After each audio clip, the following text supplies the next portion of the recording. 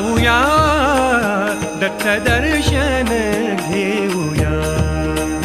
गाणगापुराला जाऊया दत्त दर्शन घेऊया. श्रीपाद वल्लभ दिगंबराच्या, श्रीपाद वल्लभ दिगंबराच्या भजनी रंगूया. गाणगापुराला जाऊया दत्त दर्शन घेऊया. गाणगापुराला जाऊया दत्त दर्शन